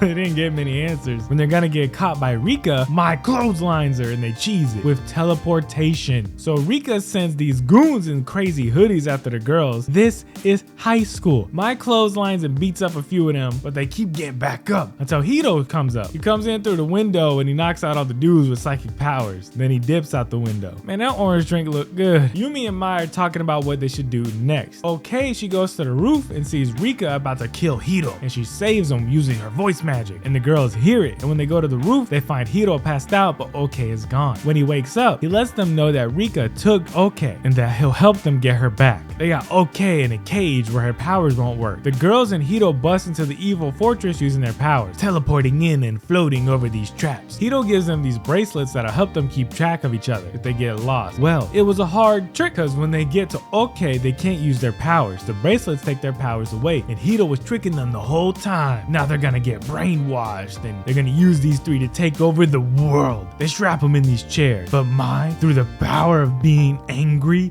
she gets through that bracelet restraining her powers and gets up. She frees the others and they beat everyone's asses, yo. She be clotheslining fools. Rika puts on this helmet that enhances psychic powers. Her and Mai start fighting and it's getting close. Well, Yumi puts on one of those helmets and then she shoots a spirit gun, breaking Rika's helmet, and then Mai and Okay finish the job. Yumi realizes the dream was a premonition of everything that took place just now. A monster kidnapped Okay, then they got together to beat it up, and it ends with all of them real happy. That's it. I give it, they were gonna use just a girl who can teleport sometimes, a girl who's kind of strong, and a girl who can scream really loud to take over the world. I think you need a little bit more than that. That's all I'm saying. Out of 10. Next, released in July 9th, 1991, Shiawasette Naani. This is 15 minutes and Alto's a little boy who's doing bad at school. He's walking home bummed out about it when his little magic boy Tenchi talks to him. He asks him what's wrong. Everything, life sucks. Nah man, come here, chill out. And Alto joins him on the side of this river. See, it ain't so bad. And look, we're on a cloud now. They're flying up on this cloud, and then Tenchi shows him his magic marbles. And when he tries to steal one away, Tenchi's hat falls off, and we see that he's an angel. Then Alto gets a little spooked by this, and he falls off the cloud and into the shadow realm. And it's a dark, scary room with mirrors, and he has to remember to be happy to get out. And when he does, when he remembers to be happy, he gets a little marble in his hand that glows, and it gets bigger. And Tenchi pops out of it and says that he's always with Alto. Alto wakes up by the riverbank and he's happy, and he's all smiles, and he starts walking through town smiling at everybody. And when he gets home, Papa calls and tells his mama that he's gonna be late from work. But then she tells him that Alto's in a good mood, and that puts him in a good mood. He says, heck yeah, I'll do even better. And then Alto finally understands. If you just be happy, then it spreads. You smile at somebody, you share, you just smile. Papa will do better at his job, then Mama will have more money to buy things. And then the people she buys from will be happier. Then Alto runs to the riverbank and finds a feather left behind by that angel, because God is real. That's it. I give it, am I crazy? Or did that message seem a little sus? Because it's like, hey kids, make sure you smile so your parents will work harder and spend more money. I don't know how I feel about that. Out of 10. Next, released in July 12, 1991, Ziggy R&R. This is an hour-long movie. Ziggy is a Japanese rock band that are recording in London. After a recording session, their manager gets moided by some thugs in suits. And then when Ziggy gets back to their hotel room, they get jumped by more of these suits and fight back for a little bit before running. And they get framed for their manager's murder. An inspector gets put on the case. Ziggy goes and gets food at the dining place, Fish and Chips, where they see they're wanted on TV, so they start running and they end up in this graveyard with all the cool kids. The cool kids know that Ziggy are wanted for moida, but when Ziggy proclaims their innocence, the cool kids make them play music to prove it. So they get up on stage and rock so hard, everyone believes they're innocent. I wish that held up in court. They give them a place to crash for the night. They get found by the bad guys, and look how homie sneaks in. He does a little tape on the glass sneaky cut. I like it. A scuffle starts and all the people who live here help them out. And Sonia here ends up getting shot in the arm. Well, the bad guys just steal this guitar and they leave. They get Sonia a doctor and she's gonna be alright. But Ziggy is blaming themselves for what happened, and homie plays a piano out of sadness. Turns out the bad guys were after some sheet music, but for some reason they turned very stupid and only stole a guitar. Our guys find a dog tag that the bad guys left behind, and it has a swastika on it. These are Nazis. Half the band gets caught and taken to the Nazi base, and we learn that the Nazis have made music that will brainwash everyone who hears it, and then everyone will be under their Nazi control. And the baddies lure the other half of the band to a spot, and they're gonna get them, but the inspector shows up, and after a car chase and lots of shooting, he saves those two, but the bad guys get away with the other ones in a blimp. But the inspector ain't done. He gets in a fighter plane and makes the other two get in the back, and it's a dog fight, dodging bullets and missiles. Then the inspector gives them a gun and says, hey, shoot those missiles. Excuse me? You want me to fire a gun at missiles while I'm on a plane? Do I look like Sanson? Well, the guy in the back holds the gun and he gets the first missile in one try. The second one he gets, but it was kind of close and the plane takes damage. And now it's going down. Then the inspector gets the plane close to the blimp so they can use his ladder and climb in. And then he crashes into another blimp. They get into the blimp and get caught immediately. I mean, yeah, what did they think was gonna happen? They might as well have just gotten caught in the first place. Now they're gonna force Ziggy to play the brainwashing song in front of all these people. And when they refuse, they say that they're gonna kill one of their friends if they don't. So they agree to do it. They agree to sacrifice the entire world so their one friend can live. But now they're on stage in front of the crowd about to play the song. And look, there's these goons with guns in the crowd making sure they play. They're hiding their guns, some of them under coats. Some of them just have the gun under a book. They're not even trying. But when they're on stage, Ziggy says, no, we won't play your brainwashing song. And they start playing their own music. And the bad guys start shooting all around them, but they don't care. They keep playing. The inspector shows up with a bunch of cops though. And they start arresting all the goons. Then a truck full of the rockers, the cool kids from earlier, it shows up too and they help out. And then the credits start rolling and we see all the bad guys getting arrested. And this one, the main bad guy's trying to run and our guys beat his ass. Look, homie punches him and then the other band member comes in with a flying kick as he's being staggered. Perfect timing. He had that kick ready. He was already jumping in the air because he's like, oh, my boy's finna punch this dude. The good guys win and it ends. I give it, the head Nazi has this claw thing that he fights with and he has a 1v1 with the inspector. When he goes to hit with it, it gets stuck in the wall and the inspector smacks the shit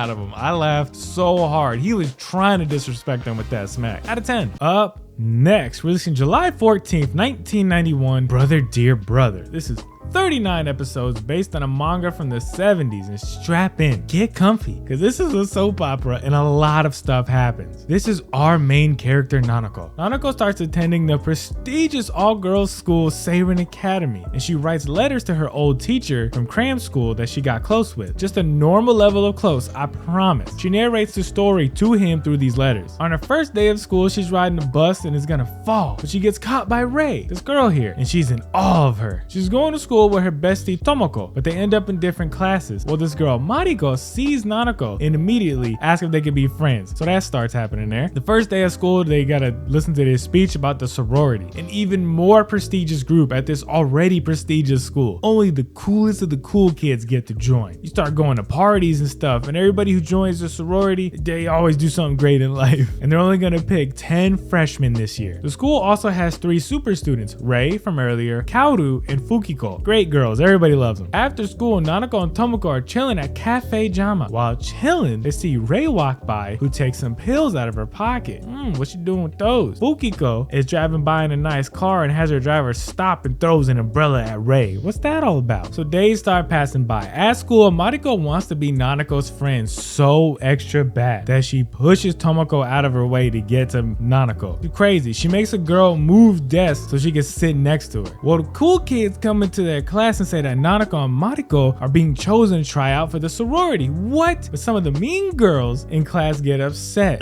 They aren't even high class. They're just kind of rich. They start being mean to Nanako, but Kaoru stands up for her. Nanako's all shook about being selected. What? So Tomoko. Nanako starts to get bullied by the other girls because her dad is her stepdad, which is very frowned upon in this show. This bullying shooks her so much that she runs away crying right into Rei. And when she knocks into her, a bunch of pills come out of her like a really cool piñata. Now that is more like the schools I went to, you know what I'm saying? Nanako is gonna pull out of the sorority invitation, but Tomoko convinces her not to. Kaoru got them handles on the court. Mean girls try to sabotage Nanako getting into the sorority, but it doesn't work. She gets in. Getting in puts stress on her relationship with Tomoko, but Mariko got in too, and she's loving it. Also, the mean girls say that Nanako's stepdad left his other wife and child behind to be with her mother, which just adds to the crazy scandal. Oh my god, can you believe that? That's just a regular American family. Later, Mariko goes up to Tomoko and tells her that Nanako is moving on. Stop trying to be her friend. She's on to better things, you fucking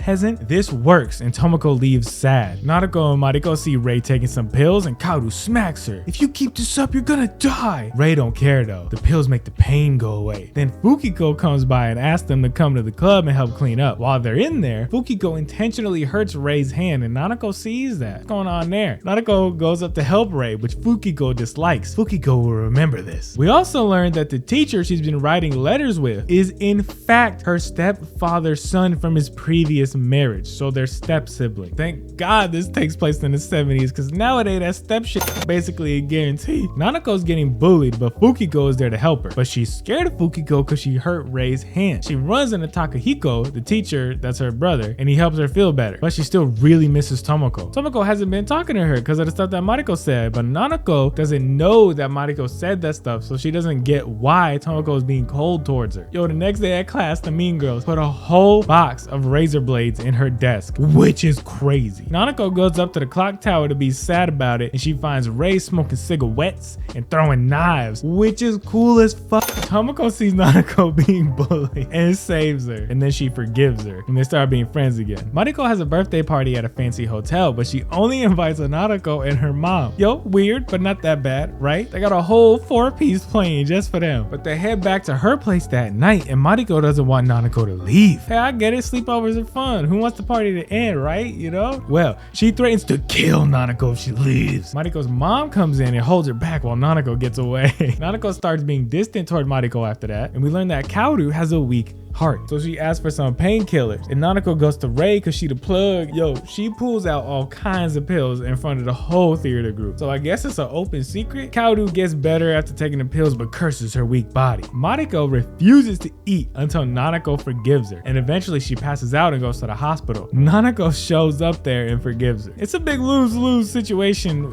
either way with this. Either that girl keeps getting sick, or you feel bad and you gotta have a batshit crazy friend. We learn that Mariko's dad is cheating on her mom. Fukiko tells Rei to wait for her under this tree, and she waits all day and then gets sick because of the rain. Don't get rained on in anime or you will get sick immediately. Nanako finds her, tries to get her home to get better, but Rei almost jumps out of a moving car because of her fever and almost runs into a train. Eventually Nanako gets Rei home, and Rei lives in an apartment filled with mirrors and this little doll. Look, you can look however you want, but they drew Rei like a Dracula man. That's all I'm saying. Kaoru comes over to help with Rei, and they fight because Rei's a big cuckoo. Yo, look in the fridge, they got frozen pizza in the 70s. That's neat. I didn't know. Also, this is Nanako's house. Everybody at school want to act like she broke or something. Look at it, man. Her room has a fucking veranda. At school the next day, we learned that Rei and Fukiko are sisters. Nanako, Mariko, and Tomiko are all start getting along. That's neat, you know, the friend group comes together there. Rei comes to school all sick still, talks to Fukiko, who tells her to go home and rest. So Rei starts to laugh like a crazy person and then jumps out the second story window like this, with her arms out like she can fly, not like she's gonna land. Or she lands and runs off all wackadoo. Nanako saw all that and chases her to the clock tower. Rei thinks that Nanako is Fukiko in that moment because she's all delirious, and starts talking about them dying together like they promised. What? They had some kind of pact. She tries to kill Nanako for a little bit, thinking that she's Fukiko, but snaps out of it and starts to cry. Then Nanako cries and she goes home.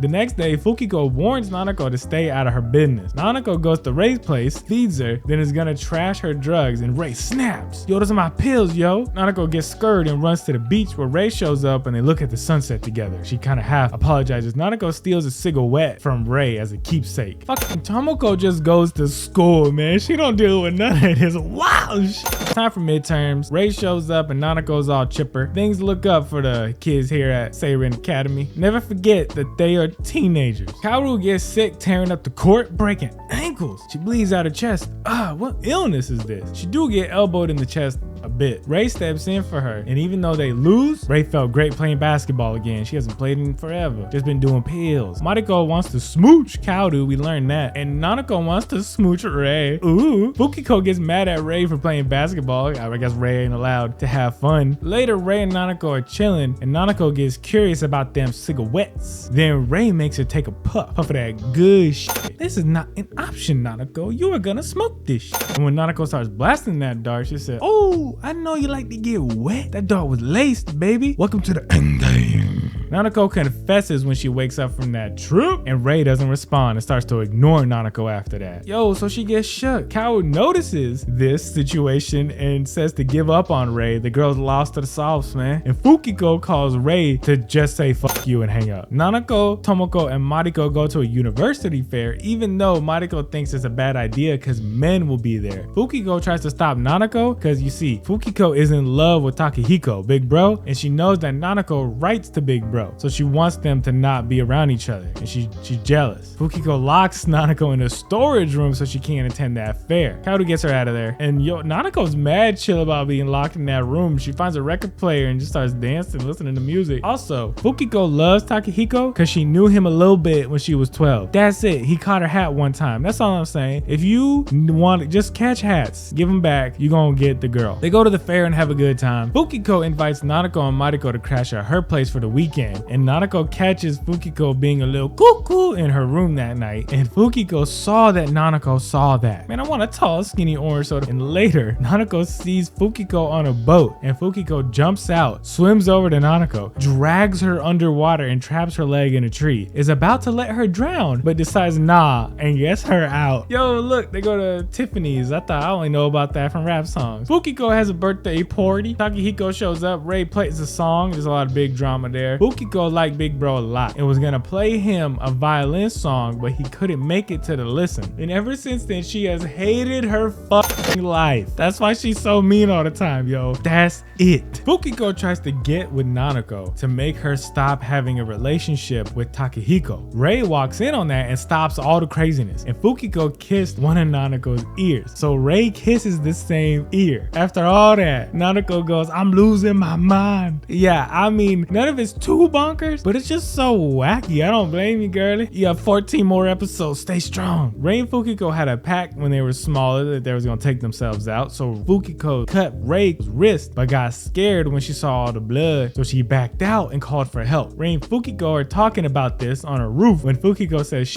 I'll do it right now, let's jump. She goes to do it, but Rei grabs her hand, which Fukiko didn't like.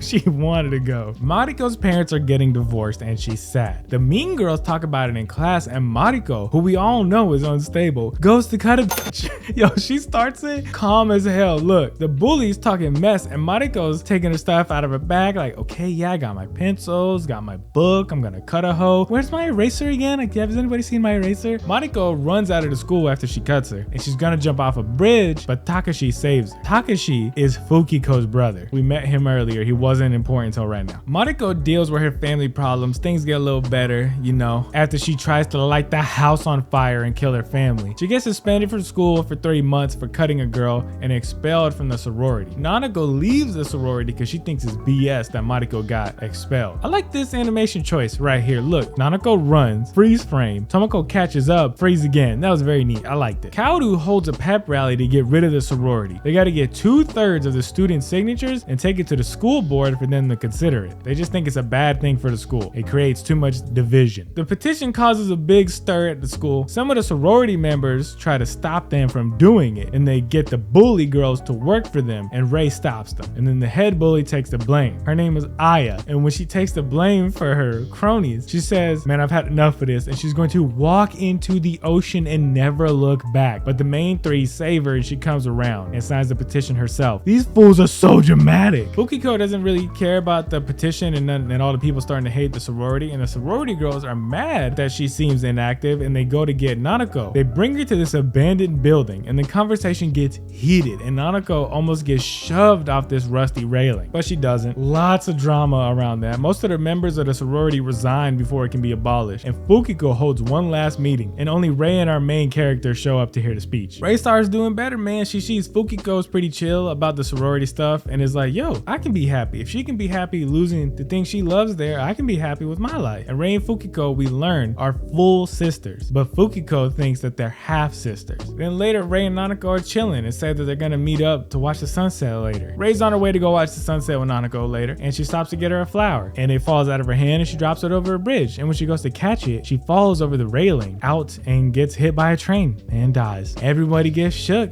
by this. When Rei stopped at that flower shop, she also sent some roses to Fukiko before that, and then she gets this letter and Fukiko cries about it. It takes Nanako a few days to want to go back to school school, man, she loved Rei. Fukiko wishes she was still around. She now sees the error of her ways. Rei has a funeral, everybody's sad. After Fukiko and Nanako go to Rei's place and chill all night, Nanako takes Rei's doll. On the car ride home, Fukiko tells Nanako that she loved Rei and regrets how she acted. Fukiko vows to leave her past behind her now. And she goes to the committee and tells them that she will dissolve the sorority herself. They don't even need to look at the case. Weeks pass after Rei dies and life goes on. It's tough, but you gotta do it. Kaoru, we learn, has cancer. She keeps getting checkups and she's depressed. Understandably, they got rid of it, but they're still waiting to see if it comes back. She may only have 5 years to live. And big bro Takehiko and Kaoru were a couple, but she broke up with him because she didn't want him to deal with her cancer. He's around 24 and she's in high school, so you know, that's all I'm saying. Nanako finally learns that Takehiko is her stepbro. He knew the whole time, but he didn't want to, you know, get in there and cause any problems. What if I had actually started liking you? What would you have done? Well, this would have been a different anime then, girl. Bro trying to get into the Matrix. What's he doing at that computer? Papa and son have a touching moment. They haven't seen each other in 13 years, but I mean, like, just raise your fucking kids. Takehiko is going to move to Germany and proposes to Kaoru. At first, she says no, and Takehiko gets depressed. But Fukiko tells Kaoru that even if she only has 5 years to live, she should try to be happy for those 5 years. She was going to forget about him, but her friends convince her not to do it, and she says yes, she'll marry Takehiko. Mariko's parents split up, and she lives with her mom in this apartment now, not a mansion anymore. Takehiko and Kaoru marry and move to Germany. Fukiko is crushed because she thought Takehiko was her one true love. But hey, what you gonna do? 2 years later, Kaoru got healthy and gives birth to a bebe. Nanako is a senior and life is beautiful, and that's it. Yo, this was alright. Like I said, it was a soap opera. I give it. I think that train didn't kill Rei, but isekai'd her into the Castlevania anime. At its head. Up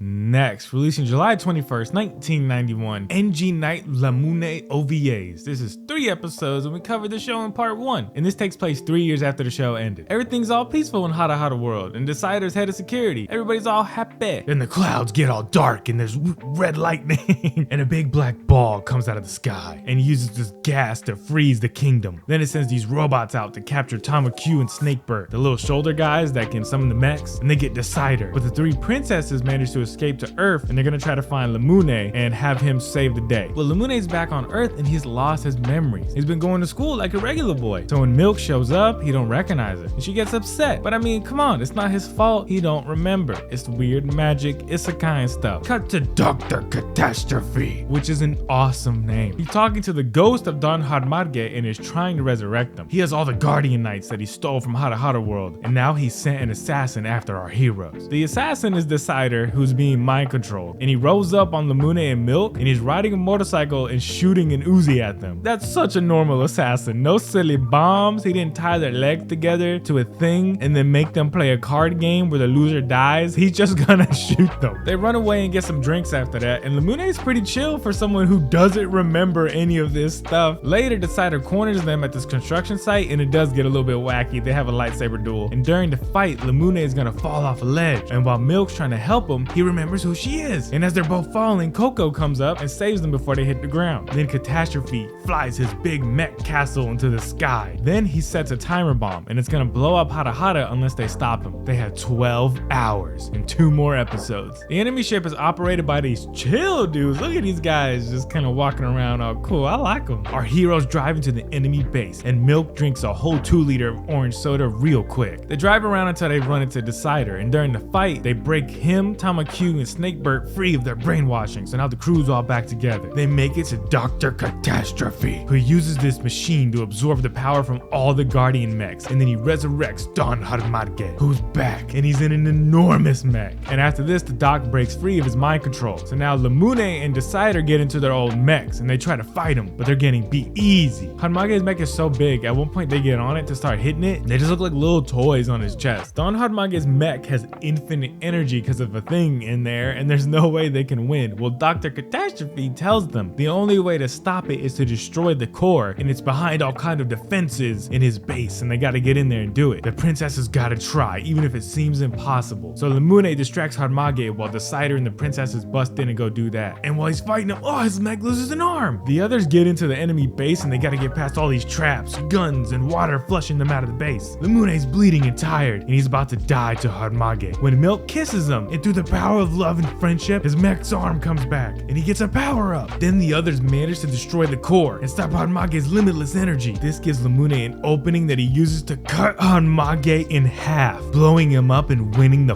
fight. Hada world is saved and they all go home. Lamune stays in Japan and yo, the destruction is real. Look at all these places all blown up. He runs back to class and they get a new transfer student. It's Milk. Yo, that's great. They get to hang out with Milk. That's great. That's where it ends. I give it, if Dr. Catastrophe, he was being mind controlled, right? Is his name just Dr. Catastrophe? They didn't change that from something nice. He seems like a nice guy. So he just, I don't know, he got name locked into evil. He was always meant to be controlled and be evil one time. Out of 10. And that's it. Now let me hit you with some stats. In those 20 shows, we had 2 mechas, 1 cooking show, 4 shows that had boxing in it, 2 teachers that shouldn't be allowed around kids, 1 soap opera, 1 based on a video game, 4 super high school girls, couple delinquents, and some Nazis. Yes, so peace out. Love you. See you later.